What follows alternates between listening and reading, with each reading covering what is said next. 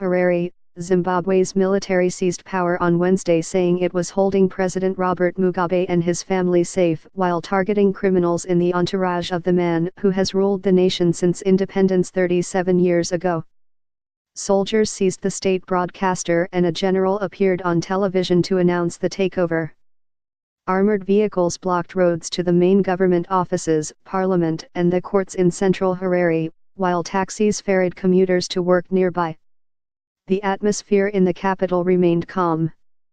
In his first contact with the outside world since the takeover, Mugabe spoke by telephone to the President of South Africa, Jacob Zuma, and told him he was confined to his home but fine, the South African presidency said in a statement. It was not clear whether the apparent military coup would bring a formal end to the 93-year-old Mugabe's rule. The main goal of the generals appeared to be preventing Mugabe's wife Grace, 41 years his junior, from succeeding him. But whether or not he goes, it may mark the end of the country's dominance by Mugabe, the last of Africa's state founders still in power from the era of the struggle against colonialism, and one of the continent's most polarizing figures.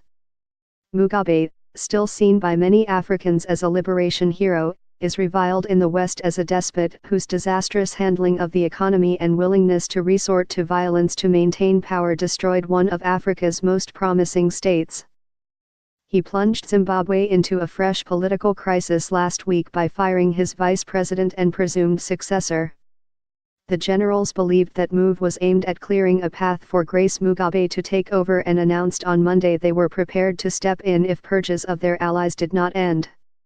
"We are only targeting criminals around him, Mugabe, who are committing crimes that are causing social and economic suffering in the country in order to bring them to justice," Major General S.B. Moyo, Chief of Staff Logistics, said on television. "As soon as we have accomplished our mission, we expect that the situation will return to normalcy." United Nations Secretary-General Antonio Guterres, the African Union and Western countries, and called for calm. "We cannot tell how developments in Zimbabwe will play out in the days ahead, and we do not know whether this marks the downfall of Mugabe or not," British Foreign Secretary Boris Johnson told Parliament. "We will do all we can, with our international partners, to ensure this provides a genuine opportunity for all Zimbabweans to decide their future." Finance Minister Ignatius Chombo, a leading member of the ruling party's G40 faction, led by Grace Mugabe, had been detained by the military, a government source said. Careening off a cliff. By Wednesday afternoon it was business as usual in Harare's suburbs while there was less traffic than normal in the city center. Soldiers continued to man armored cars but had relaxed searches on vehicles on some checkpoints.